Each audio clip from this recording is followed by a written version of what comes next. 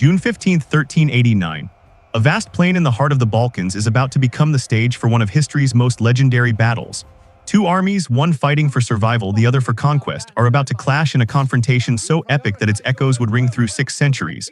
A Serbian prince, an Ottoman sultan, a battlefield soaked in blood and myth. What happened at Kosovo wasn't just a military engagement.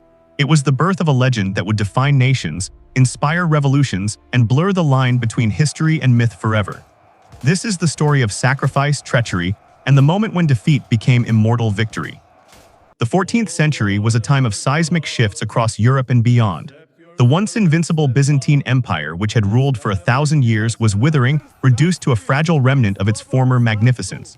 Into the vacuum stepped new powers, each hungry for dominance. From the west, the Kingdom of Hungary cast ambitious eyes toward the Balkans. In the north, fragmented Slavic kingdoms scrambled for unity but were constantly undermined by rivalry and mistrust. And from the east came a force unlike any the continent had seen before, the Ottomans, methodical, relentless, and unstoppable. The Serbian Empire had once been a Balkan giant. Under the reign of Stefan Dušan, it stretched from the shimmering Adriatic Sea to the ancient shores of the Aegean. But when Dušan died in 1355, that unity shattered like glass.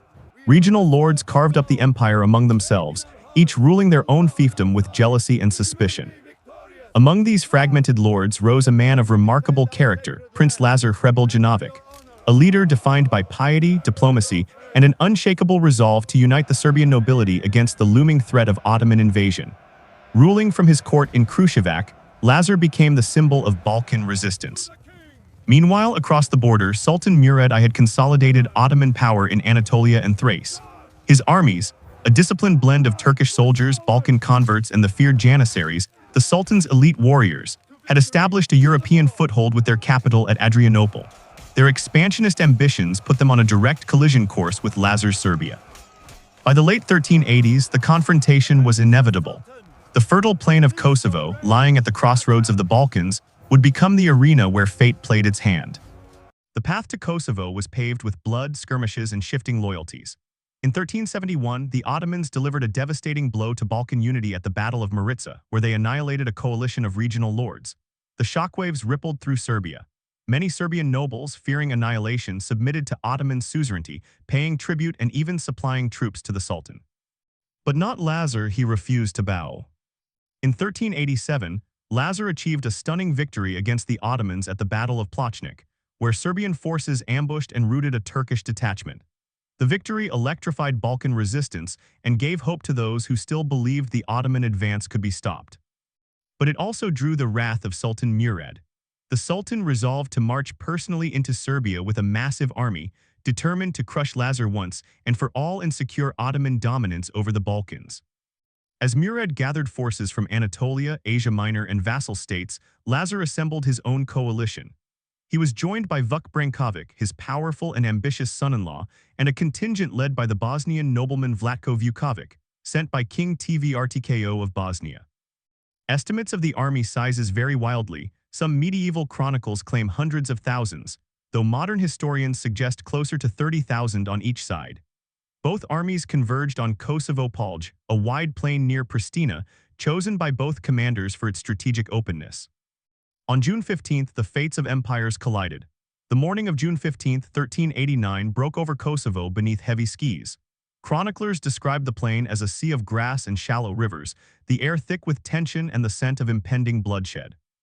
To the west stood the Serbian forces under Prince Lazar, banners bearing the cross fluttering above armored knights and Levite infantry.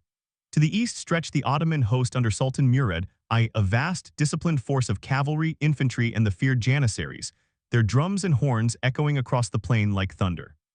As the sun climbed higher, both armies performed their rituals. Serbian priests moved among the soldiers, blessing them and administering communion. Bards sang heroic songs to steel their courage. On the Ottoman side, muezzins called prayers to Allah and warriors sharpened their blades, confident in their sultan's might. The Serbian forces, numbering perhaps 25 to 30,000, deployed in a traditional formation. At the center, Lazar commanded his household knights, supported by heavy cavalry in gleaming armor. To the right stood Vuk Brankovic's troops, a mixture of noble cavalry and infantry. On the left, the Bosnian contingent under Vlatko Vukovic, seasoned fighters who had seen action against Hungarians and Ottomans alike. Behind them waited reserves of archers and peasants armed with spears. Opposing them, Murad's Ottoman host may have numbered between 30 and 40,000.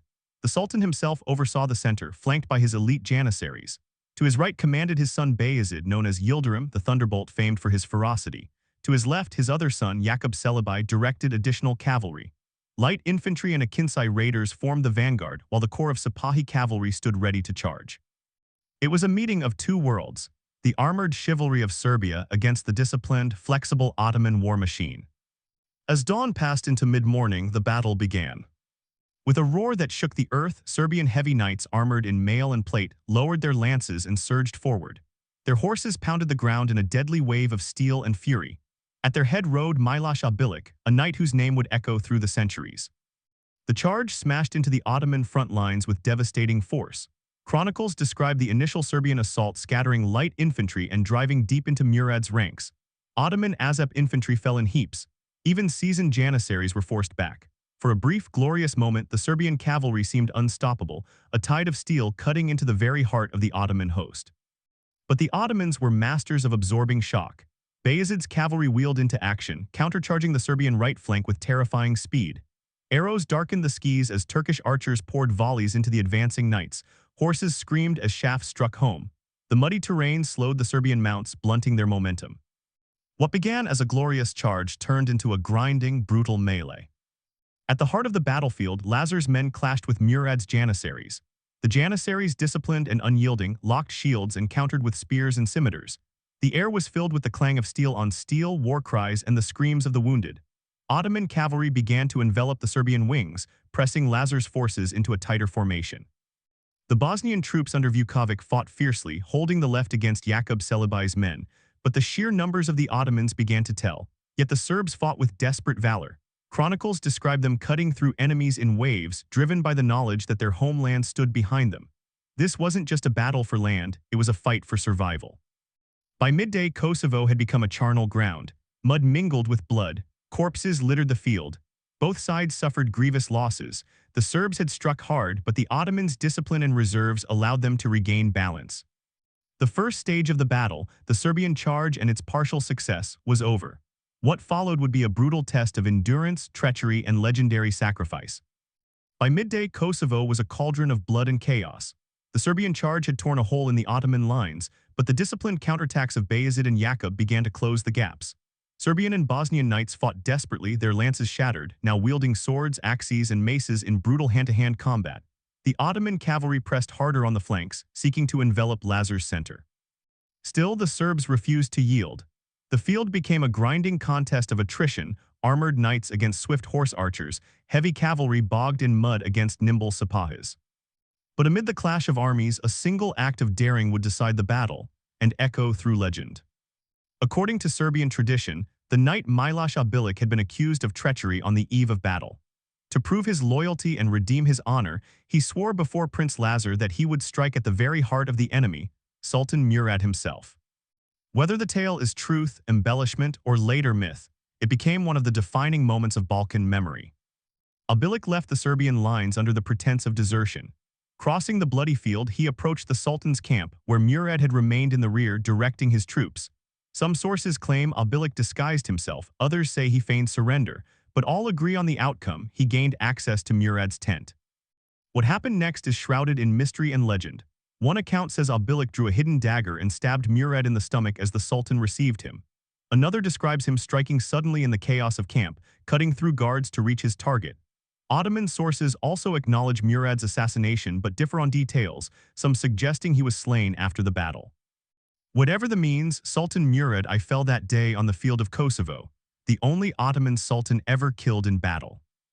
Obilić was cut down immediately by Murad's guards, but his name lived on as a symbol of sacrifice and courage. For a moment, the Ottoman camp fell into confusion. The death of a sultan was a blow that could have shattered morale, yet Murad's son, Bayezid the Thunderbolt, acted swiftly. Assuming command, he concealed his father's death until the fighting was over, ensuring the army would not falter. On the Serbian side, Lazar's forces were heartened by the news, but their position was dire. Surrounded on multiple fronts, their lines were breaking. The death of Murad did not stop the Ottoman machine, and Bayezid's ruthless leadership pushed his men harder into the fray. As the afternoon wore on, the Serbian army began to collapse. Vuk Brankovic's contingent reportedly withdrew from the field, either retreating to preserve their forces or, as later legends accused, betraying Lazar. This left Lazar's center exposed. Prince Lazar himself fought bravely but was eventually captured. Accounts vary on his fate. Some say he was executed on the battlefield by Bayezid's order, others that he was taken prisoner and executed the next day. In Serbian tradition, Lazar became a martyr, the prince who chose a heavenly kingdom over an earthly one, sacrificing himself for faith and his people. By evening, the battlefield was strewn with the dead of both armies. Serbian resistance had been shattered, but the Ottomans had paid a terrible price, including their sultan. Neither side claimed an outright victory that day, yet in the long term the balance of power was clear. The Ottomans could replenish their armies while Serbia's strength was broken. When the sun finally sank behind the hills of Kosovo Polj, the field of blackbirds was transformed into a sea of silence, broken only by the cries of the wounded. Thousands of corpses, Serbs, Bosnians, and Ottomans alike, lay heaped across the plain. Horses, knights, peasants, and janissaries lay tangled in mud and blood, their banners trampled into the earth. Chroniclers described the battlefield as a place where the living could hardly move for stepping on the dead. Streams ran red. The air was heavy with the stench of decay. For days after, carrion birds circled endlessly above the field, giving the plain its infamous, almost prophetic name. The Ottomans held the field, but it was no triumph. The death of Sultan Murad I, coupled with heavy casualties, shocked the empire. His body was interred at Kosovo, his entrails buried on the battlefield, while his remains were carried to Bursa, where his tomb still stands. For the first time, the invincible image of the Ottoman war machine had been dented. Yet the machinery of Ottoman expansion endured. Murad's son, Bayezid I, quickly consolidated power. His ruthless decisiveness, executing his brother Yakub to prevent a succession struggle, ensured that the Ottoman advance would continue unchecked in the years ahead. On the Serbian side, the loss was catastrophic. Prince Lazar's death left Serbia without a unifying figure. Though his widow, Princess Milica, assumed regency, Serbia was forced into a position of Ottoman vassalage. While some Serbian nobles still resisted, the tide had turned irreversibly. The once proud Serbian state, which had rivaled Byzantium under Stefan Dusan, entered a long decline. For the Balkans as a whole, Kosovo was less a single decisive conquest than a harbinger of the future. Ottoman dominance inching steadily westward, Serbia weakened, and the balance of power irrevocably altered. Even as bodies still lay unburied, legends began to grow. Serbian monks and bards cast the battle not as a simple military defeat, but as a spiritual victory. Prince Lazar, slain after choosing the heavenly kingdom in a vision, became a martyr and saint, his sacrifice a symbol of eternal faith. Miloš Bilić, the assassin of Murad, became a folk hero, the archetype of loyalty and courage, celebrated in epic songs for centuries. On the Ottoman side, Murad's death was framed as noble martyrdom, slain in jihad against the infidel. His burial at Kosovo became a site of memory, sanctified by both history and faith. Thus, Kosovo entered not only chronicles but myth, a battlefield remembered less for its tactical result than for the stories it birthed. News of the battle spread swiftly through Europe. At first, many Christian courts celebrated the death of Murad, imagining the Ottomans broken, yet hope quickly gave way to reality. Bayezid proved even more aggressive, consolidating Ottoman control and renewing campaigns across the Balkans. Hungary and Venice, eyeing the growing Ottoman threat, recognized that the battle had not saved Christendom, but merely delayed the inevitable. For the Serbs, Kosovo became the defining symbol of resistance, even as their independence slipped away. The paradox of Kosovo was that neither side truly won and both sides lost enormously, but in cultural memory it became one of the most remembered battles of medieval Europe. For the Serbs, it was a story of glorious martyrdom. For the Ottomans, it was proof of their endurance and divine destiny. Over the following centuries, as the Ottoman yoke tightened over the Balkans, the Kosovo myth blossomed in Serbian oral tradition. Epic poems sung by Guslar's bards told and retold the story of the 1389 battle. Lazar became a Christ-like figure. Miloš Bilić became the ultimate knight. Vuk Brankovic, accused of betrayal, became the archetype of treachery. These songs kept alive a sense of identity during centuries of foreign domination. For the Serbs, Kosovo was not merely a memory, it was the defining story of who they were. Even beyond Serbia, the battle reverberated. Western chroniclers, upon hearing of Murad's death, initially celebrated, hoping the Ottoman advance might be halted. Though the military reality proved otherwise, Kosovo entered European imagination as a struggle of Christendom against the rising Ottoman tide. For Hungary, Venice, and the papacy, it was a stark warning. The Ottomans would not be easily checked, and the Balkans had become the front line of the Christian-Muslim struggle. The legacy of Kosovo extended far beyond the 14th century. It became a national epic for Serbia, binding identity to sacrifice and faith, a rallying cry during future uprisings against Ottoman rule, a cautionary tale for Europe about unity and disunity in the face of conquest. Kosovo was less a military turning point than a mythic cornerstone. Its power lay not in tactics or casualties, but in memory. The legends shaped how generations saw themselves, their enemies, and their destiny. What makes Kosovo unique is that its myth is its history. In truth, the battle was indecisive. Both armies suffered catastrophic losses, both leaders fell, and the Ottomans ultimately endured. But in memory, Kosovo became a total symbol, the moment when sacrifice became identity, when defeat became eternal victory, and when nations defined themselves through legend as much as fact.